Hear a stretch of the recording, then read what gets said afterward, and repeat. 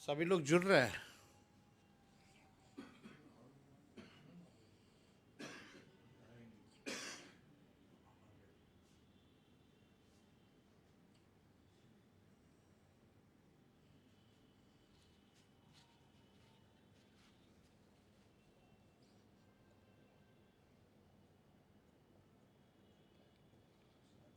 हम चाहेंगे जो लोग जुड़ रहे हैं वो इस वीडियो को जो है लाइव को शेयर करें।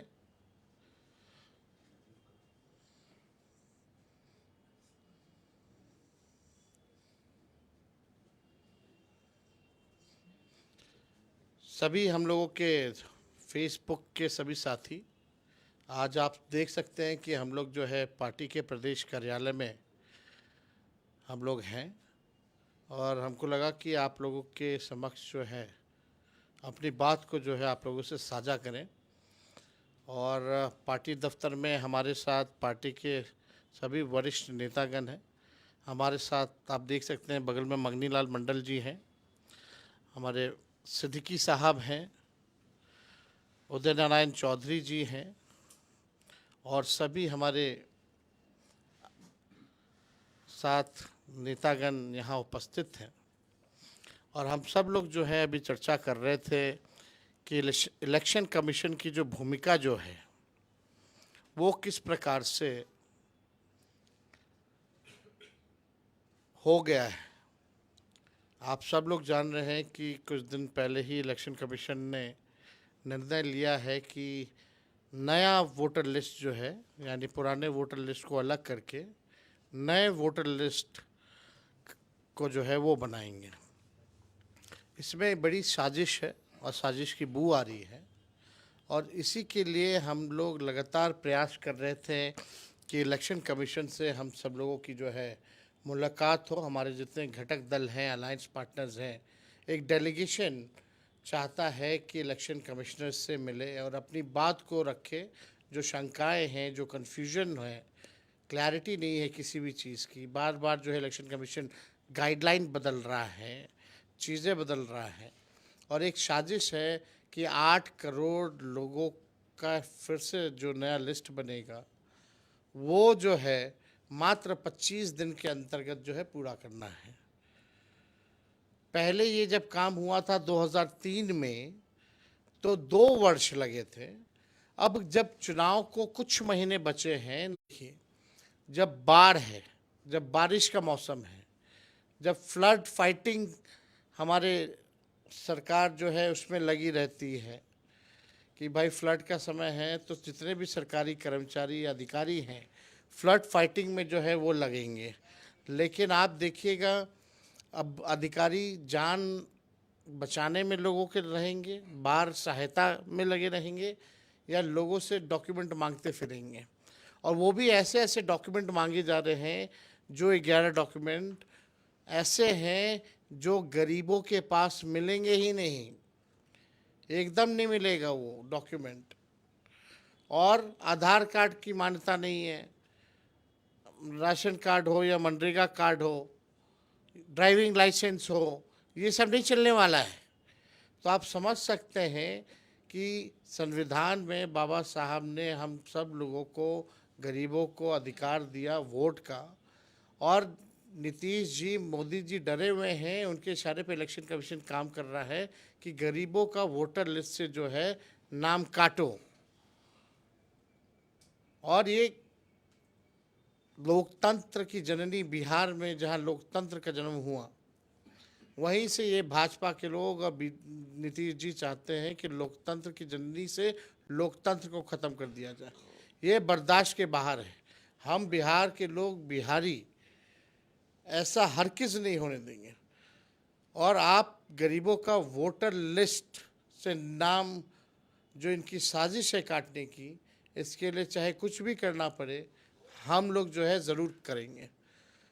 आप देखिएगा कि वो यही वोटर लिस्ट से लोकसभा का चुनाव भी हुआ, तो क्या वो फर्जी था? और हमको ये बताइए केवल बिहार में ही क्यों हो रहा है, पूरे देश भर में क्यों नहीं हो रहा है? जब अगर वोटर लिस्ट नए सिरे से तैयार करना है तो पूरे देश का होना चाहिए, तो केवल बिहार का ही क्यों हो रहा है? और फरवरी महीने में ही एक नया फ्रेश लिस्ट आया था। लेकिन फिर भी अचानक से बिना पार्टी को, किसी पार्टी, पॉलिटिकल पार्टी को कॉन्फिडेंस में लिए बिना ये काम हो रहा है। और आश्चर्य की बात है कि लगातार 27 तारीख के बाद से इलेक्शन कमीशन से हमारा अलायंस, हमारी पार्टी समय मांग रही है और इलेक्शन कमीशन ने अब तक समय नहीं दिया है। इसका ये मतलब है कि इलेक्शन कमीशन के पास कोई जवाब नहीं है। अब इलेक्शन कमीशन मोदी नीतीश जी का कमीशन बन करके रह गया है। पहले इलेक्शन कमीशन वोट जुड़वाने का काम करता था बुला बुला करके, अब फर्क हो गया कि अब ये लोगों को छटनी कर रहे हैं। ये वोट का राज मतलब छोट का राज, ये लालू जी हमेशा हर बार ये कहा करते हैं। ये अधिकार है और इलेक्शन कमीशन क्यों नहीं मिल रहा? लगातार हमारे सांसद इलेक्शन कमीशन से संपर्क में हैं, समय मांग रहे हैं, समय नहीं दिया जा रहा। फिर हमारे सांसद को कहा गया कि भैया समय जो है हम आपसे नहीं मिलेंगे, आप अपने राष्ट्र अध्यक्ष को बोलिए लिखने के लिए, चिट्ठी भेजे। जब चिट्ठी भेजा गया तो बोला गया कि मेल पर भेजे। जब मेल किया गया तब बोला गया कि पार्टी के आईडी से मेल करें। सभी आईडियो से हम लोगों ने मेल कर दिया। ये चिट्ठी है राष्ट्र अध्यक्ष जी का, जो आज भी लालू जी ने जो है लिखने का काम किया है। ये चिट्ठी है और अभी तक मेल पे कोई भी जवाब इलेक्शन कमीशन के लोगों ने जो है नहीं दिया है। अब वही चुनाव आयोग अपने सूत्रों के हवाले से खबर चलवाना चाह रही है, वही सूत्र जो पाकिस्तान और इस्लामाबाद में जो है कब्जा करा लिया गया था।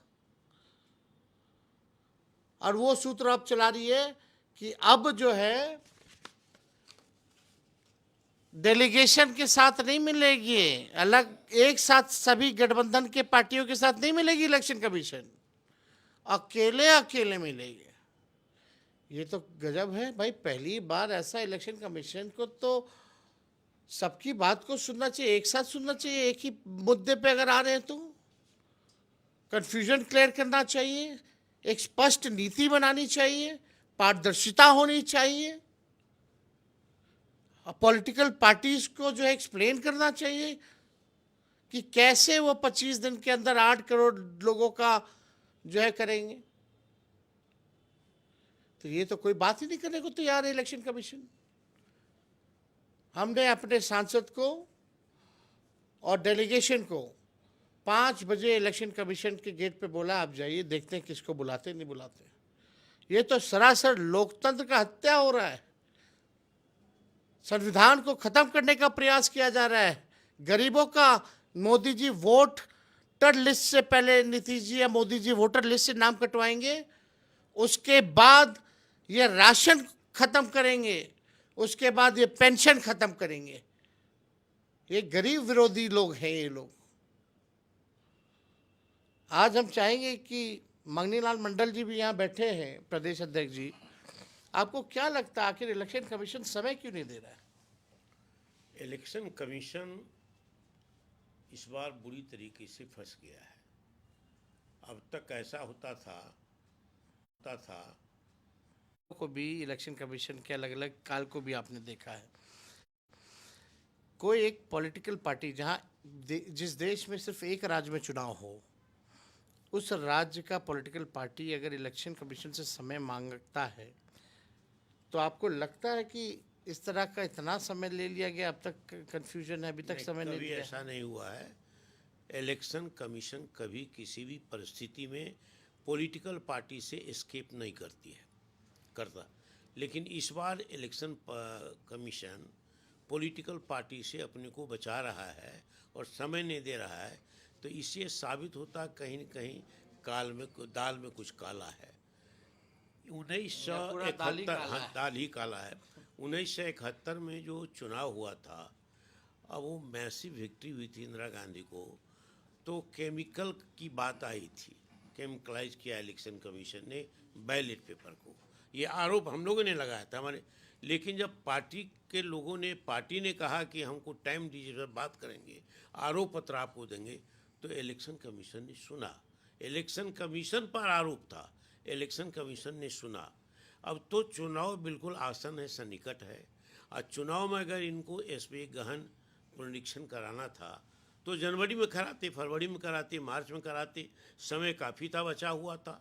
2003 से अभी तक आपने नहीं कराया, तो इसमें कहीं न कहीं ऐसा लगता है कि आपका मंसूबा बहुत खराब है, और अब बिल्कुल भारतीय जनता पार्टी और नरेंद्र मोदी के इशारे पर काम कर रहे हैं, उनके हाथ में खेल रहे हैं। तो एक तरह से आप खिलौना है, पपेट है। आपने ठीक ही कहा, क्यों पपेट है आप, तो पपेट है तो ये संवैधानिक संस्था है। अब वोट जनता का संवैधानिक नहीं, मौलिक अधिकार है। जो हमारा मौलिक अधिकार है उसमें वोट भी हमारा मौलिक अधिकार है। तो इलेक्शन कमीशन हमारा वोट नहीं छीन सकता, ये अधिकार नहीं छीन सकता है, और इसके लिए हमको तय करना होगा जो क्या करना है, क्योंकि इलेक्शन कमीशन बिल्कुल हट्टी बन चुका है।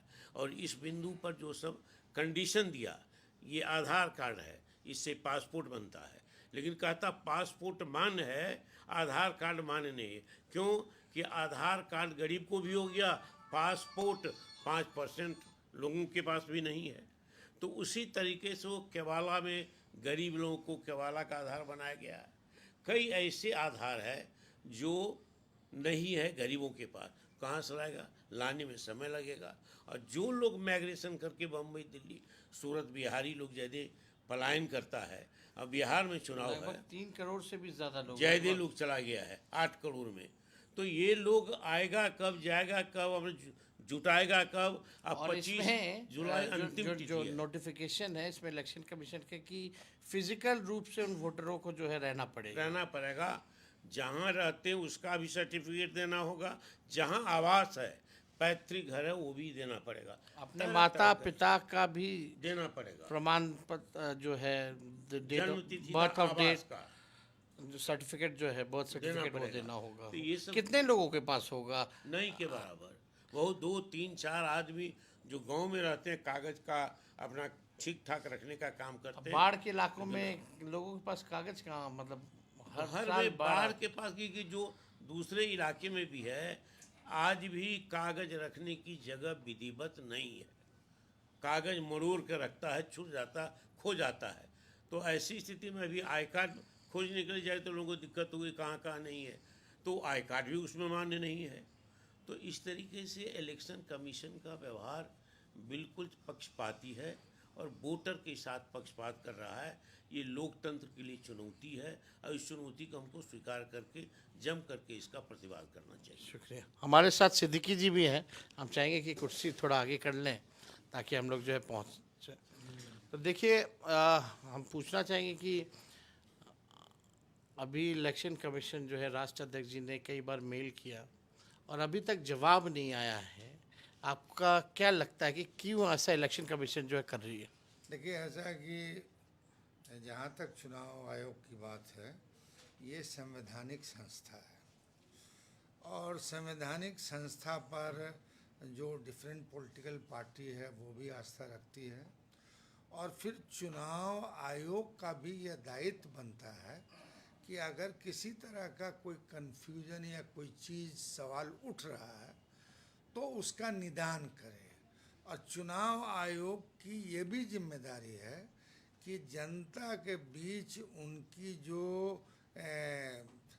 बिना किसी पार्टी का पक्ष लिए हुए, मतलब उनको अपनी बात जनता में ले जाना चाहिए।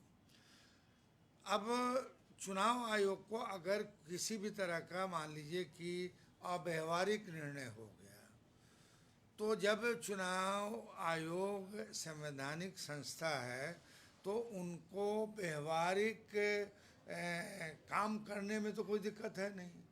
अब आप देख लीजिए कि अब एक बिहार में चुनाव होना है, और बिहार में जो है ये जो महीना है, अब मतलब 1-2 माह के बाद, 1 माह के अंदर, मतलब ऐसा है कि यहाँ बरसात आएगी, बाढ़ आएगी, यातायात बंद हो जाएंगे, फिर जो है चुनाव आयोग भी नहीं जा पाएगा, जिनको अपना डॉक्यूमेंट पेश करना है या सुधार करना है वो भी नहीं कर पाएंगे।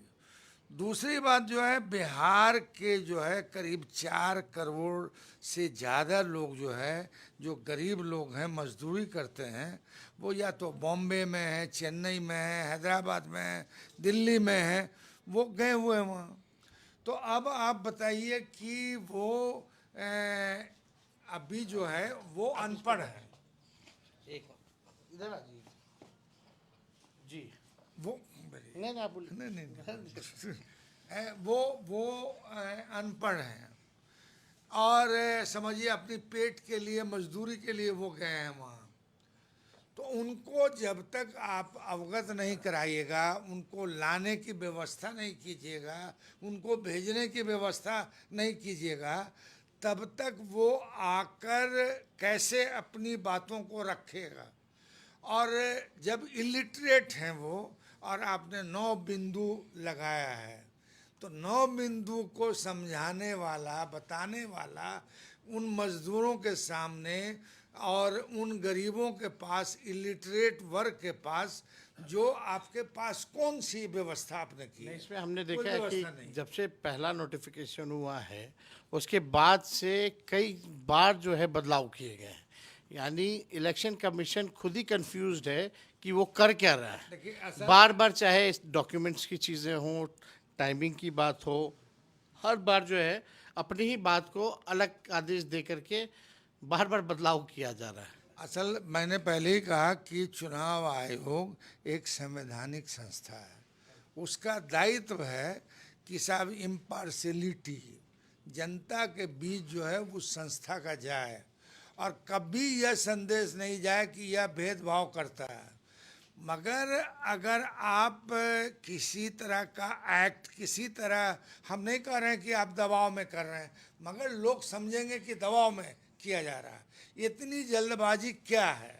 और अगर यही करना था तो चुनाव आयोग में जो इतने कमिश्नर्स हैं, तो 2 महीना, 4 महीना, 5 महीना लोकसभा चुनाव के बाद ही शुरू कर देते हैं। शुरू कर देना चाहिए था। और उनको यह भी पता था कि बिहार में चुनाव होना है, और बिहार में जब चुनाव होना है उसका भी तिथि का निर्धारण उन्हीं को करना है। और अभी फरवरी में नया लिस्ट भी आया था। अब फरवरी में लिस्ट भी आया था, तो मैं बहुत विनम्रता से, अभी तो मैं सीधा आरोप नहीं लगा रहा हूँ चुनाव आयोग पर, मगर चुनाव आयोग को अपनी जो आइडेंटिटी है इम्पार्शियलिटी का, और गरीब का वोट कैसे गिर जाए, मजदूर का वोट कैसे गिर जाए, ये चुनाव आयोग का दायित्व है उसको करना। और अगर ये वो नहीं कर रहे हैं और मौका नहीं दे रहे हैं, और जो एक्ट जिस तरह से हो रहा है, तो ये भ्रम पैदा हो रहा है बिहार के लोगों में, गरीब में, मजदूर में, कि साहब चुनाव आयोग हम लोगों को वोट से महरूम करने जा रहा है। तो अगर चुनाव आयोग वोट से महरूम नहीं करेगा, तो उसके लिए आपके पास क्या क्या उपाय है, या आप सार्वजनिक कीजिए, विज्ञापन निकालिए, आप जो है मीटिंग कराइए। तो समय एकदम नहीं है, समय है नहीं, बाहर 1 घंटे, 1-2 महीना तो लोग बाहर में। समय है नहीं, तो कहेगा नहीं कि भाई, कि जब चुनाव आयोग एक संस्था है संवैधानिक, तो इतनी दिन से क्या तैयारी कर रही थी। तो अगर नहीं, आपने तैयारी नहीं किया, और अगर आप अब कर रहे हैं और फिर समस्या का समाधान आप निकालने की कोशिश नहीं कर रहे हैं, तो ये तो संदेश जाएगा आवाम में कि साहब हमारा वो, हमको वोट से महरूम करने की कोशिश की जा रही है। और अगर यह संदेश चला गया, तो आप पर यकीन कैसे बनेगा लोगों को।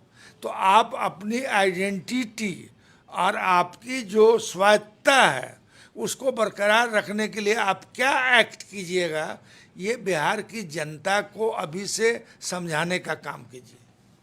कई दिन हो गए हैं, और उदय नारायण चौधरी जी भी, हम चाहेंगे वो भी बोले, कई दिन हो गए हम लोग समय मांग रहे, समय नहीं मिला। समय चुनाव आयोग क्यों नहीं दे रहा? देखिए, अब चुनाव आयोग की निष्पक्षता समाप्त हो चुकी है, और चुनाव आयोग इसीलिए हम लोग कहा करते हैं कि चुनाव आयोग ने ये मोदी आयोग हो गया है और अघोषित इमरजेंसी का ये लक्षण सब चल रहा है। अघोषित इमरजेंसी का ये लक्षण है। ये निष्पक्षता नाम की कोई, जब देश के जाने माने और महागठबंधन के सभी बड़े नेताओं को जब ये नहीं दे सकते हैं मिलने का समय, तो आम जनता को कहाँ से निष्पक्षता उसके साथ होगी। अब ये जो चुनाव आयोग ने एक उसमें रखा है कि सभी जो मतदाता हैं 18 साल के बाद 35 साल तक के लिए, उन सबको अपना तो आइडेंटिटी देना ही होगा। इसके साथ साथ आइडेंटिटी का मतलब है जन्म प्रमाण पत्र, और जो 35 साल तक के जो बच्चे हैं उनको अपने माता पिता के भी जन्म स्थान के बारे में लिखना होगा। तो अपना तो है ये नहीं होगा, तो माता पिता का जन्म स्थान कहाँ से लिख पाएगा जो पैदा लिया 50 साल पहले, ये दे ही नहीं सकते। ये मूलतः जो एनआरसी जैसे लागू किया गया, बनाया गया कानून, अकलियतों के मतदान को समाप्त करने के लिए, मतदाता सिस्टम को, उसी तरह से दलितों का अब जो है, अब बताइए जो दलित पलायन कर गया, दलित तो घर में नहीं, डेली काम पर मजदूरी करने वाला है, कहां से लाएगा मुसहर डोम? इसमें तो सब लोगों को कलर फोटो रखना, व्हाइट बैकग्राउंड में पासपोर्ट, ठीक आपने कहा। और अगर जिसके पास डॉक्यूमेंट भी होगा वो क्या हार्ड कॉपी रखता होगा गांव में, फोटो कॉपी रखेगा? तो आप समझिए कि एक वोटर पे 100 रुपया खर्च है। अगर जो गरीब को, अगर घर में 5 आदमी हैं वोटर, तो कम से कम उसको 500 रुपया खर्च करना पड़ेगा। तो ये गरीब कहाँ से लाएगा 500 रुपया वोटर बनाने के लिए? ये तो चुनाव आयोग को देखना चाहिए था। मजदूर लोग, दलित लोग, यानी साफ स्पष्ट है कि दलित समाज के लोग सबसे गरीब हैं, आदिवासी समाज के लोग गरीब हैं, अति पिछड़ा हो, अल्पसंख्यक लोग हों, पिछड़े हों, इनके वोट को काटो, इनके वोट को समाप्त करो।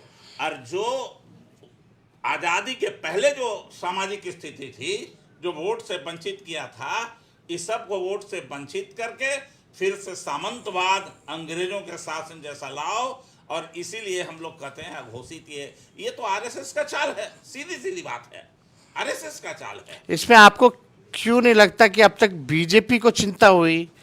जेडीयू नीतीश जी को तो अचेत अवस्था में है, अब तो जदयू तो लगभग जो है बीजेपी का प्रकोष्ठी बन गया है, जदयू दफ्तर में मोदी जी की तस्वीर आ गई है। तो आपको क्यों नहीं लगता ये जो सत्ता में जो लोग बैठे हैं इस पे चुप्पी क्यों साधे हुए हैं? इसलिए कि उनके मन की बात हो रही है, वही तो कर चुनाव, यानी मतलब साजिश उन्हीं की है, तो अपनी साजिश के खिलाफ वो क्या बोलेंगे? क्या बोलेंगे? और वही लोग तो करवा रहे हैं। अभी चुनाव आयोग का जो फैसला हो रहा है, जो निर्णय, जो क्वेश्चन बन रहा है, ये तो बना रहा है बीजेपी के दफ्तर में बन रही है, ये थोड़े। और इसीलिए अब इसको कहते हैं हम लोग कि मोदी आयोग ये हो गया है, जो गरीब वंचित लोगों को, जो कमजोर वर्ग के दलित, आदिवासी, अल्पसंख्यक सबका वोट को छीनने वाला है। अब ये समाप्त करना चाहता है लोकतंत्र, जिसके बारे में आपने पहले कहा वोट का राज, छोट का राज। अब ये वोट का राज नहीं छोड़। लेकिन एक बात अब आपके माध्यम से हम बता देना चाहते हैं चुनाव आयोग को, ये बिहार है, बिहार अच्छा लोगों को लगाया है, लोकतंत्र की जननी बिहार, लोकतंत्र की, और ये चाहते हैं वहीं से लोकतंत्र को खत्म करना। ये हरगिज नहीं हो सकता। अनहोनी है कि होगा। आज जैसे बिहार के लोग उड़ती हुई चिड़िया को हल्दी लगा देते हैं, तो मोदी जी, चुनाव आयोग के लोग आपको भी हल्दी लगाएगा। और ये मत समझिए कि इसके बहाने आप अघोषित इमरजेंसी और राष्ट्रपति शासन लगाने की जो मंशा किए हैं कभी पूरा होने वाला है। ये आपने राष्ट्रपति शासन का जिक्र किया, ये जरूर देखिएगा आने वाले समय में सारा कंट्रोल जो है राष्ट्रपति शासन लगवा करके ये करेंगे। आपको क्या लगता है इस पे पॉसिबिलिटी है? एकदम सही आप बोल रहे हैं। अब तक बीजेपी बिहार में सफल नहीं हुई है। अब जो है सो जैसे जदयू को कब्जे में कैप्चर करके ले लिया, अब नीतीश कुमार नाम की कोई चीज नहीं रह गए हैं, चूंकि अचेतावस्था में हुआ है। वहाँ अब प्रकोष्ठ के जैसा आपने कहा कि अब ये जदयू भाजपा का एक प्रकोष्ठ के जैसा एक संस्था हुई। अब ठीक उसी सहारे अब चलना चाहते हैं। बिहार पर कब्जा करने का एक साजिश है, हमारे वोट को खत्म करके, जो कभी चलने वाला नहीं है।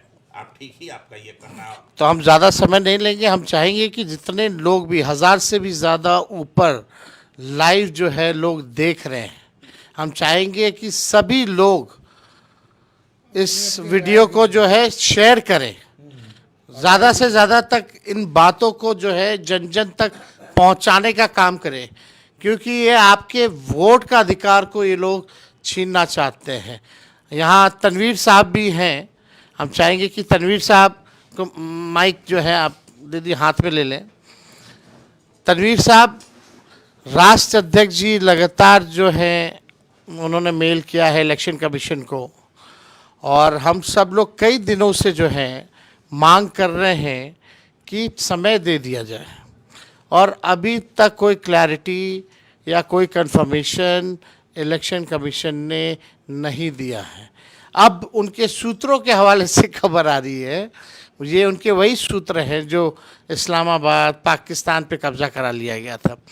तो हम चाहते हैं आपसे कि आखिर इलेक्शन कमीशन की ये जो भूमिका है, उनका जो पारदर्शिता होनी चाहिए कि भाई पॉलिटिकल पार्टी से संवाद हो, अगर कोई कन्फ्यूजन हो तो क्लैरिटी के साथ क्लियर किया जाए।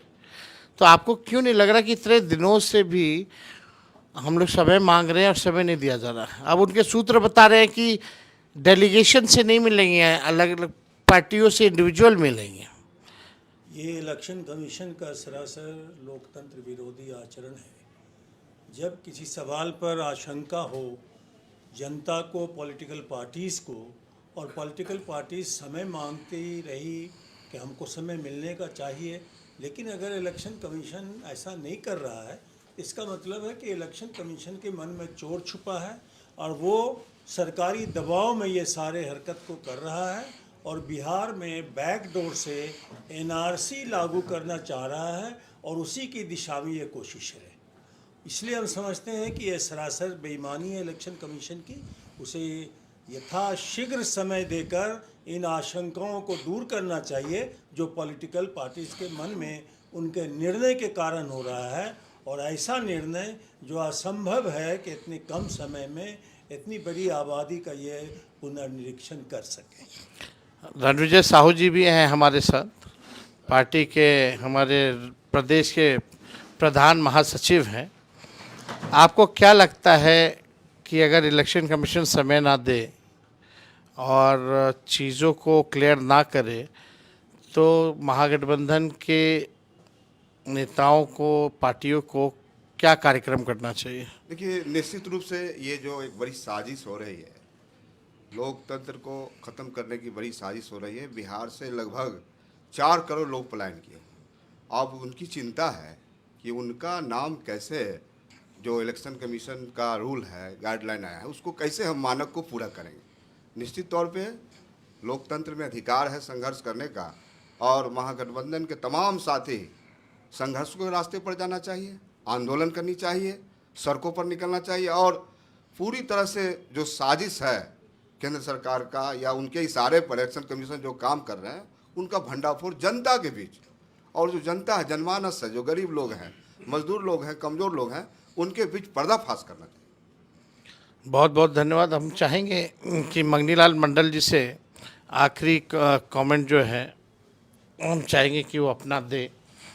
इलेक्शन कमीशन की जो भूमिका रही है और जिस हिसाब से इंडिपेंडेंट बॉडी है इलेक्शन कमीशन, अब ऐसा लग रहा है कि वो मिल इसलिए नहीं रहे हैं क्योंकि उनके पास कोई जवाब नहीं है, और बार बार खुद ही कन्फ्यूज है में रहती है इलेक्शन कमीशन, बार बार गाइडलाइंस जो है वो बदल देती है। तो आपको क्या लग रहा है कि इलेक्शन कमीशन कहीं और से डायरेक्ट हो रहा है? और दूसरा कि क्या आपको लगता है कि नीतीश कुमार जी या मोदी जी डर गए हैं कि जो चुनाव का जो परिणाम जो आने वाला है उनके मुताबिक नहीं होगा, उनकी ज़मीन जो है खिसक चुकी है, धर्म के नाम पे, जात के नाम पे राजनीति बहुत होगी, 20 साल राज किया बिहार में, 11 साल केंद्र में, बिहार को केवल ठगा गया। तो आपको लगता है वो ज़मीन खिसकने के कारण जो है इलेक्शन कमीशन को हाईजैक कर लिया गया है और डायरेक्शन दिया जा रहा है? आपने बिल्कुल सही कहा है, और जो आपका विश्लेषण है, समीक्षा है, वो बिल्कुल सही है। इलेक्शन कमीशन एक तरीके से जनता के बीच में, आम जनता के बीच में, वोटरों के बीच में बिहार में एक कैद हो चुकी है। कैद में रखा है कि ये election commission, Narendra Modi, Bharatiya Janata party और नीतीश कुमार की इस मामले में औकात बड़ी नहीं है। लेकिन नीतीश कुमार की सहमति हो सकती है, क्योंकि हथौड़ा तो नीतीश कुमार पर अंतक गिरना है। तो ये इलेक्शन कमीशन को बिल्कुल इस्तेमाल कर रहा है और इलेक्शन कमीशन में अफसरों को चुन चुन करके जिस तरह से कमिश्नर बनाया है, इलेक्शन चीफ का कमिश्नर बनाया है इलेक्शन कमीशन को, उनके हाथों खेल रहा है। इतनी बड़ी संवैधानिक संस्था पर वोटरों का, आम जनता का अगर विश्वास उठ जाएगा तो लोकतंत्र के लिए शुभ नहीं होगा, बहुत बड़ा अशुभ होगा। तो इसके पहले बार आज़ादी के बाद अब तक इलेक्शन कमीशन में पॉलिटिकल पार्टी का आरोप होता था, लेकिन ऐसा इलेक्शन कमीशन हिल जाएगा और करीब करीब सत्ता पक्ष की गोद में बैठ जाएगा, ऐसा कभी सोचा नहीं था लोग। क्योंकि मतदाताओं के बीच में बिहार में सरकार बिल्कुल बदनाम हो चुकी है। चारों तरफ भ्रष्टाचार है, गरीबी है, भुखमरी है, गरीबी रेखा से नीचे लोग ऊपर नहीं आ रहे हैं, आय सृजन नहीं हो रहा है लोगों का, 11% की विकास दर का क्या कि दावा किया जा रहा है। तो ये सब जनता को लग रहा है कि भाई 11% हमारा विकास हो रहा, तो पैसा कहाँ, कैपिटल कहाँ फॉर्मेशन हुआ है, गरीबी क्यों नहीं मिटी है। और ये जो बलात्कार हो रहा है बिहार में, अन्याय हो रहा है, झूठ की खेती हो रही है, तो जनता समझ रही है कि सब कुछ चलती है। पुलिस का जुल्म बढ़ गया, अफसरशाही बढ़ गई है, इतना कोई कुछ सुनता नहीं है। जी, तो ये सरकार जो है, बीजेपी जो है, वो इस बार विश्लेषण, उसके पास विशेष जो शाखा है, उससे ये सूचना आ गई है कि इस बार सरकार जाएगी चुनाव में, इसीलिए कोई हथकंडा इस्तेमाल कर रही है। तो ये जो पुनरीक्षण का है वो इतना बड़ा हथकंडा है, इसमें भी इलेक्शन कमीशन फंस गया है। सरकार फंसती थी, इस बार इलेक्शन कमीशन फंस गया। और इसमें हम जानना चाहेंगे कि जो लोकतंत्र का चौथा खंभा मीडिया है, ख़ास तौर पे हम सवाल उठा रहे हैं जो प्रिंट मीडिया है, जो अखबारें हैं। प्रमुखता से पहले देखा जाता था कि विपक्ष की बातों को फर्स्ट पेज पे जगह मिला करती थी और सवाल जो होते थे सरकार से पूछा करते थे लोग। आज जो प्रिंट मीडिया है, कहीं भी विपक्ष का खबर नहीं छापती है। जो खिलाफ होगा वो तो छापती ही छापती है फ्रंट पेज पे, लेकिन जो जनहित के जो मुद्दे जो विपक्ष उठाती है, सरकार की नाकामियों को जो गिनाती है, कई अखबार, अभी हमारी पार्टी ने ही एक विज्ञापन दिया और उस विज्ञापन में जो मेरा चिट्ठी था उसमें एक संघी लिखा हुआ था। एक बड़े अखबार ने मना कर दिया छापने से, सिर्फ संघी शब्द। 2 अखबार थे जो नहीं छापना चाह रहे थे, लेकिन एक अखबार जो है तैयार हो गया छापने के लिए और एक अखबार नहीं हुआ। मतलब जिस प्रकार से पूरी तरीके से आप कह सकते हैं कि अखबार जो है अब केवल तेल मालिश जो है, ताबड़तोड़ तेल मालिश सरकार में बैठे हुए लोगों का कर रही है। कहीं भी सवालात, इतने बड़े हादसे होते हैं, रेप होता है, बलात्कार होता है, हमारे घर के आवास के बाहर गोलियां चलाई जाती हैं, अब तक कोई नहीं पकड़ा जाता। पीएमसीएच में रेप पीड़िता को बेड नहीं मिलता, दिन दहाड़े बिल्डरों को मार दिया जा रहा है, व्यवसायिकों को उनके शोरूम के अंदर जो है मार दिया जा रहा है, दुकानों के अंदर मार दिया जा रहा है। और ये कहीं भी जो है अखबार जो है ऐसी अखबारें छापती नहीं है। तो आपको क्या लगता है कि हम सब लोगों को, अपने जो समर्थक हैं उनको अब बोल देना चाहिए कि अखबार पढ़ना छोड़ो, ये केवल प्रोपेगेंडा चलाने का काम करते हैं? आपका विश्लेषण सही है कि जो चौथा स्तंभ जिसको हम कहते थे और जिसके लिए लड़ते थे, वो लड़ने में हम लोग आगे रहते थे। जो समाजवादी लोग हैं, प्रेस की स्वतंत्रता के लिए, इसी प्रदेश में प्रेस बिल लाया गया था अखबारों का गला दबाने के लिए। तो सबसे ज़्यादा जो सोशलिस्ट हैं लोकदलिया लोग थे, यही लोग जेल गए, हम भी मार खाए हुए हैं उसमें, 6 महीना जेल में बंद थे हम। तो प्रेस की भूमिका पक्षपाती हो गया, सरकार की पक्षधर हो गई है और सरकार के खिलाफ में कुछ लिखना नहीं चाहती है, और जो निष्पक्ष होना चाहिए लोकतंत्र के हित में, देश के हित में, ये चरित्र अब मीडिया का नहीं रह गया है। इमरजेंसी में भी इतना ज़्यादा अखबार को दबाया, लेकिन अखबार ने अपने चरित्र के लिए संघर्ष किया। अभी अखबार का जो चरित्र होना चाहिए निष्पक्षता का और लोकतंत्र में एक प्रबल भूमिका निभाने का, वो ख़त्म हो चुका है। और ये जनता भी समझ रही है कि अखबार अब ऐसा नहीं रह गया जो पहले था। तो ये बात तो सही है, आपका विश्लेषण भी सही है। तो इस मामले में जो वोट छीना जा रहा है, तो वोट का अधिकार छीना जा रहा है, डिलीट करेगा लोगों का। अखबार को बढ़ कर के आगे बोलना चाहिए, तो अखबार प्रश्न उठाता है, अखबार को उसके पक्ष में संपादकीय लिखता है, न्यूज छापता है। तो ये स्थिति है, बहुत कठिन डगर है अभी इस पर चलने के लिए। इसीलिए ये हमारे लिए भी चुनौती हो गई है। इलेक्शन हमको लगता है कि नरेंद्र मोदी एकदम तय कर लिया है कि नीतीश को भी कान पकड़ के निकालो, अपोजिशन पार्टी को भी दबा दो, अखबार को पक्ष में कर लो, बिहार में राष्ट्रपति शासन लागू करके 6 महीना, साल भर, 2 साल हम ले चले। ये साजिश है। नहीं, बहुत बहुत धन्यवाद। अगर अखबार वाले नहीं सुधरे तो हम लोगों को बॉयकॉट करना चाहिए। बॉयकॉट करना चाहिए, अपने लोगों को अपील करना चाहिए कि अखबार पढ़ना बंद कर दो, अखबार नहीं पढ़ो। और जो अखबार कुछ ठीक है तो उसको छोड़ के बाकी अखबार के बारे में कहना चाहिए, वो पढ़ना छोड़ो, डायरेक्ट कॉल देना चाहिए। और टीवी मत देखो, अखबार और टीवी मीडिया का जो भी है मेन स्ट्रीम का, उस सब का बाइकाट होना चाहिए। बिल्कुल। अखबार, हाँ, और अखबार खरीदना बंद कर दीजिए। और जिसको- गरीबों के पक्ष में तो अखबार है नहीं। एक भी न्यूज नहीं छपती है, विपक्ष तो कोई है ही नहीं अखबार में। इनका जो प्रेस कॉन्फ्रेंस होता है वो मधुबनी के अखबार में, सुपौल के अखबार में, सहरसा के अखबार में, औरंगाबाद के अखबार में नहीं छपता है। एक जिले का हो गया है। अब लीडर अपोजिशन है, और प्रिंसिपल अपोजिशन पार्टी हम लोगों की प्रिंसिपल अपोजिशन पार्टी, सबसे बड़ी पार्टी है, 80 विधायक और वाली हमारी पार्टी। बात जनता तक नहीं आने देता अखबार। जिला जिला में बांटे हुए हैं, विज्ञापन बांटे हुए हैं।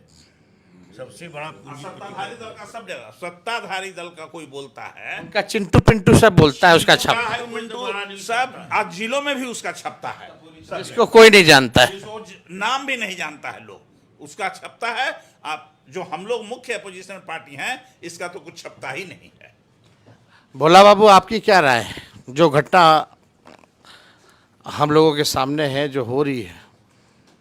मेरी राय है, जिस तरह से इलेक्शन कमीशन भारत सरकार के से मिल कर के एक तरफा कार्रवाई उसके इशारे पर कर रही है, हम लोगों को आंदोलन करनी चाहिए और हम लोगों को पूरे राष्ट्रीय जनता दल के पूरे 22 स्टेट में जो यूनिट है सब मिल कर के जंतर मंतर पर धरना देना चाहिए और जंतर मंतर पर धरना दे के केंद्र सरकार और इलेक्शन कमीशन को ये संदेश देना चाहिए जो तुम्हारी दोनों की मिलीभगत अब चलने वाली नहीं है। जनता रोड पर आएगी क्योंकि जनता वोट से वंचित हो रही है। आपको लगता है कि इसके बाद जो है पेंशन और राशन भी काटेगी निश्चित सरकार? तौर से जिस तरह से यदि वोटर लिस्ट से नाम कटेगा तो निश्चित तौर से हमारे जो गरीब गुरबे हैं, खास करके अंतिम पादान पर बैठे जो व्यक्ति हैं, उनको राशन से बेदखल किया जाएगा, उनको सरकारी लाभ से बेदखल किया जाएगा और सब तरह से वो वंचित हो जाएंगे। इसलिए गरीब भाइयों को और खास करके दलित, अति पिछड़े, अकलियत के भाइयों को ये साजिशन हटाने का एक बहुत बड़ा ये हथकंडा तैयार किया है और इसका हम लोगों को खुल करके और ओपन से इलेक्शन कमीशन के खिलाफ धरना प्रदर्शन शुरू करना चाहिए। बहुत बहुत धन्यवाद। हमारे साथ राज्यसभा सांसद संजय जी हैं। आपको क्या लगता है कि क्या अंदर ही अंदर कुछ खिचड़ी पकड़ी है क्या? भाजपा जदयू डरी हुई है, इनका क्या प्लान क्या लग रहा है? देखिए, एक इनका एक काफ़ी सिनिस्टर डिजाइन है। ये आज और कल के नहीं, ये आगे एक दशक आगे की सोच के चल रहे हैं। इन्होंने डिलिमिटेशन ड्यू था 2026 में, वो नहीं किया। जातिगत जनगणना का आनन फानन में विपक्ष के मुद्दों से घबरा के कैबिनेट में इन्होंने डिसीजन लिया, लेकिन कहा कि 2027 से शुरू होगा। उसके बाद इन्होंने 1 साल पहले प्रोपागेंडा चलाया 1 नेशन 1 इलेक्शन। तो अगर 1 नेशन 1 इलेक्शन ये करना चाहेंगे, एक स्टेट का इलेक्शन करा नहीं पाते, एक फेज़ में करा नहीं पाते। अब ये क्षत्रिय पार्टियों पे चोट करना चाहते हैं। जो वोट का अधिकार है गरीब को, दलित को, पिछड़ा को, अति पिछड़ा को, अल्पसंख्यक को, वो अधिकार छीनना चाहते हैं। तो चुनाव आयोग एक ऐसी संस्था थी जिस पे गरीब से गरीब आदमी का भी भरोसा था। किसी न्यायिक संस्था पे हो ना हो, लेकिन चुनाव आयोग पे सबको विश्वास था। हम बचपन से सुनते आए हैं, पढ़ते आए हैं कि चुनाव आयोग एक स्वतंत्र, निष्पक्ष, स्वायत्त और अर्ध न्यायिक संस्था है। लेकिन अब चुनाव आयोग अपने मैंडेट के विरुद्ध काम कर रहा है। अब चुनाव आयोग को हम यही कहेंगे कि चुनाव आयोग सरकार के अधीन, सरकार के निर्देश पर, सरकार पर निर्भर एक पक्षपाती एवं पराधीन संस्था है। पहले चुनाव आयोग राजनीतिक दलों के लिए, उम्मीदवारों के लिए, प्रत्याशियों के लिए एक मार्गदर्शन के लिए एक आदर्श आचार संहिता लागू करता था। लेकिन अब लोकतंत्र में चुनाव आयोग का ये भ्रष्ट आचरण हो चुका है कि लोकतंत्र में लोग यानी कि जनता को अब चुनाव आयोग के लिए एक अनाचार संहिता लागू करनी पड़ेगी। जैसा कि हमारे सभी सम्मानित अभिभावक वरिष्ठ नेताओं ने कहा कि जब बिहार लोकतंत्र की जननी है, अगर लोकतंत्र पे आँच आएगी तो सभी नेताओं को, युवाओं को, छात्रों को अगर जेल जाना पड़े, लाठी खानी पड़े, तो वो करने का समय आ गया है। अगर चुनाव आयोग राजनीतिक दलों को बिठा के उनसे बातचीत नहीं करेंगे, उनसे कोई विमर्श नहीं करेंगे और खाली एकालाप ही करेंगे, लोकतंत्र में एकालाप की कोई जगह नहीं है, तो चुनाव आयोग पे निसंदेह सभी लोगों को बैठ के ये गंभीर विषय है। ये खाली मत के अधिकार से ही संबंधित नहीं है, ये आपके राशन से, पेंशन से, आपके और दूसरे संविधान प्रदत्त अधिकार जो हैं उनको छीनने का एक कुत्सित प्रयास है और ये भारत सरकार का प्रयास है। चुनाव आयोग को एक माध्यम बनाया गया है। हम तो सुनते थे आजकल सोशल मीडिया पे कुछ लोग चुनाव आयोग लिखते थे, तो हम तो अचंभित होते थे कि चुनाव आयोग किसके लिए लिखा जा रहा है। अब तो सब कोई समझ ही रहा है। अब हमारे साथ 2 जो हैं खास मेहमान जो है यहाँ पर हैं, और ये जो दोनों जो हैं, जो हम लोगों ने इंडिया अलायंस में जो कोऑर्डिनेशन कमेटी है, और कोऑर्डिनेशन कमेटी के अलावा जो सब कमिटीज़ जो हैं उसमें इलेक्शन कमीशन को देखते हुए भी एक सब कमेटी जो है हम लोगों ने बनाया है। और राष्ट्रीय जनता दल से हमारे तरफ जो है 2 सदस्य जो हैं, मुकुंद जी हैं और चितरंजन गगन जी हैं, इन लोगों को सदस्य बनाया है। और ये दोनों जो हैं, जब इलेक्शन कमीशन की बैठक हुई थी या वर्कशॉप दिल्ली में हुआ था, तब भी जो ये लोग जो वहाँ उपस्थित थे। और ये जब नोटिफिकेशन जब निकला ये इलेक्शन कमीशन का वोटर लिस्ट को जो है शुरू से जो है नया बनाने का, तो पुनरीक्षण का, तब जो है आप देख सकते हैं कि इन लोगों ने उस गलती को पकड़ा था और आवाज़ जो है वहीं जो बिहार स्टेट के इलेक्शन कमिश्नर जो हैं उनसे भी इन लोगों ने बात की थी। अब इन लोगों से खुद जानना चाहेंगे कि उस दिन क्या हुआ था। तो चितरंजन गगन जी बताइए, उस दिन क्या हुआ? हम लोगों को बुलाया गया मीटिंग में, सब दल के प्रतिनिधि थे, तो जो है सो कहा गया कि ऐसे ऐसे जो पुनरीक्षण चल रहा था और 2003 के बाद में विशेष पुनरीक्षण नहीं हुआ सघन, इसलिए जो है सो आदेश है, हम लोग उसको करने जा रहे हैं। लेकिन बहुत हल्का ढंग से वह कहा इसको, लेकिन हम उसको पढ़े, जो दिया पूरा 9 पेज का था, पढ़े उसको, तो हमने कहा कि साहब ये तो आप वंडर कर रहे हैं, यह जो है सो बिहार में चुनाव होने जा रहा है, अब 2 महीना के बाद जो है सो आपका नोटिफिकेशन होगा और अभी आप यह जो है सो सघन पुनरीक्षण का काम शुरू करने जा रहे हैं। 2003 में जब हुआ था तो लगभग 2 साल लग गए थे इसको करने में, और जो डॉक्यूमेंट आप मांग रहे हैं या डॉक्यूमेंट जो है सो कैसे, अब तो जितने गरीब हैं, दलित हैं, पिछड़े हैं, अति पिछड़े हैं, उनको पास तो उपलब्ध ही नहीं होगा। जो अच्छे अच्छे लोग हैं, पढ़े लिखे लोग, उन लोगों के पास उपलब्ध नहीं होगा। जो जब बिहार में पलायन की इतनी बड़ी समस्या है, इतने लोग जब बिहार से बाहर गए हुए हैं, उसके बाद जो है सो अब उन लोगों के सामने समस्या आ जाएगी, तो ये तो बहुत बड़ी साजिश है। हम जो है सो इसको कभी स्वीकार नहीं करेंगे। तो वो कहा कि भाई हम इसमें क्या कर सकते हैं, जो है सो केंद्र का चुनाव आयोग का आदेश है, हमको तो उसका अनुपालन करना है, हम तो इसको करेंगे। क्योंकि मेरी पार्टी तो इसका विरोध करेगी और हम अपने नेता से भी बात कर रहे हैं, और उसके बाद में फिर हम लोग इसका किसी भी हालत में इसको हम लोग स्वीकार नहीं करेंगे। और मेरे समझ से देखिए, इसमें दो बड़ी बात है। एक बात तो यह है कि तत्कालिक तौर पर बिहार की जो स्थिति है, चुनाव होने वाला है, तो जो सत्ता में बैठे हुए जो लोग हैं, नरेंद्र मोदी हों और भाजपा और जनता दल यू, उन लोगों को भरोसा हो गया कि बिहार में किसी भी हाल में हमारी सरकार बनने वाली नहीं है। एक यह घबराहट है। तो तत्कालिक तौर पर इस घबराहट से मैंने कैसे इनके मतदाताओं को, गरीबों को, पिछड़ों को, अति पिछड़ों को, दलित को, अल्पसंख्यक को हटाया जाए, एक यह है। दूसरा जो है सो आरएसएस का जो एजेंडा है, जो शुरू में भी जब बाबा साहब डॉक्टर भीमराव अंबेडकर संविधान में इसको अधिकार सबको एक समान मत का अधिकार दे रहे थे, जिस संविधान के अनुच्छेद 326 के द्वारा हम लोग को यह अधिकार मिला, उस समय भी आरएसएस नहीं चाहता था कि सब लोगों को यह अधिकार मिले। उस समय भी वह चाहता था कि यह केवल एलिट क्लास के लोगों को ही मताधिकार का अधिकार मिले।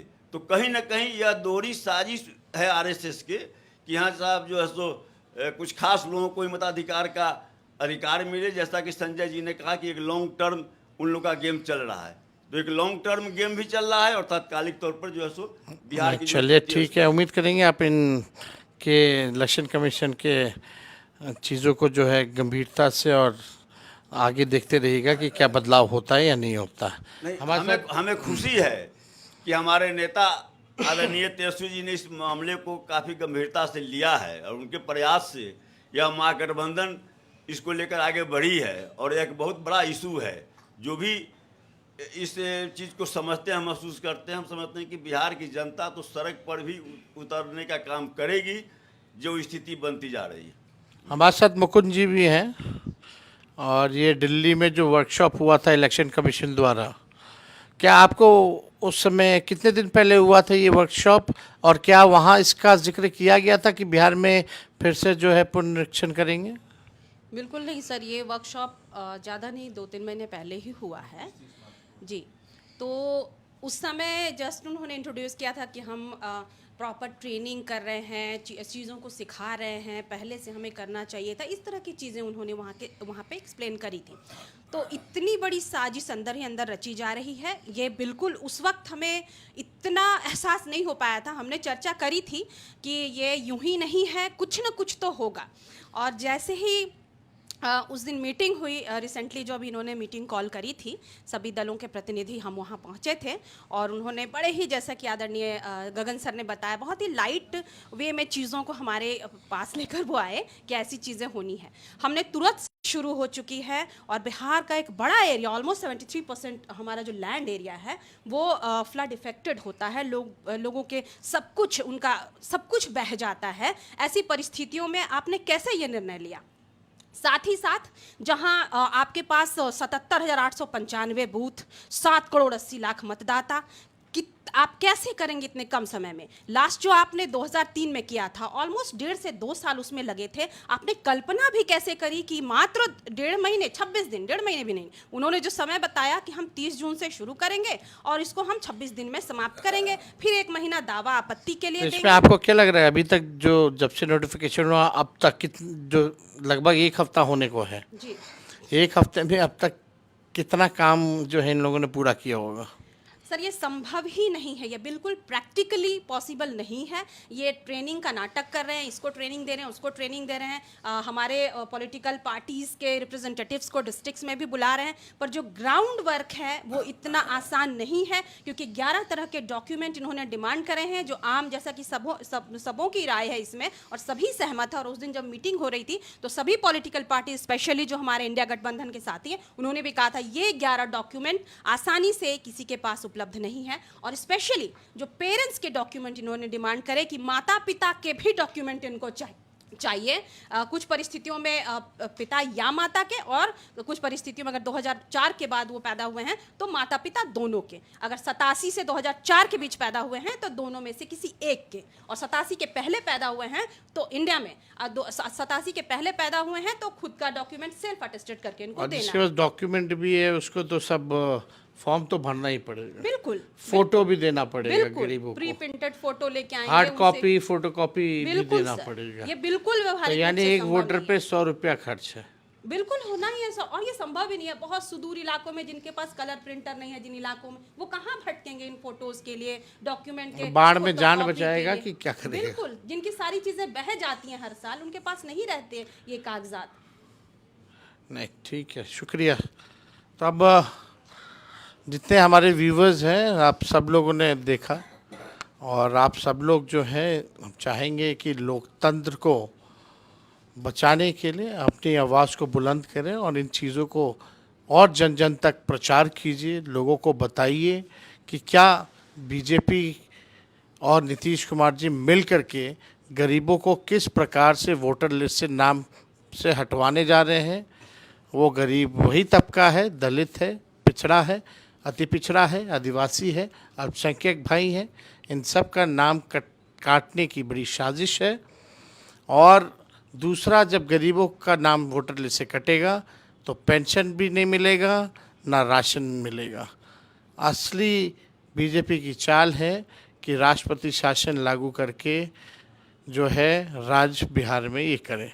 तो इनके साजिशों को हम लोगों को मुंह तोड़ जवाब देना है।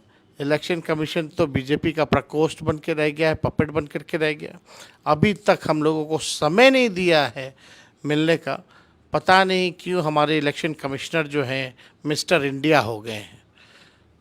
तो हम चाहेंगे कि मिस्टर इंडिया मत बनिए, आप जो है सामने आइए, प्रेस कॉन्फ्रेंस कीजिए, डेलीगेशन से मिलिए, और जो कन्फ्यूजन है उसको दूर कीजिए।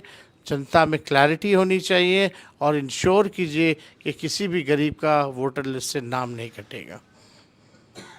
इसलिए आप सब लोगों से अपील है, हमारे जितने समर्थक हैं उनसे भी अपील है कि इस वीडियो को ज़्यादा से ज़्यादा शेयर करें, और जिन जिन मुद्दों को हमारे नेताओं ने आप लोगों के समक्ष रखा है उसको गरीब आम नागरिक में, जनता में इसका ज़रूर प्रचार करने का काम करेंगे। आप सब लोग फेसबुक पे लाइव जुड़े रहने के लिए आप लोगों का बहुत बहुत धन्यवाद।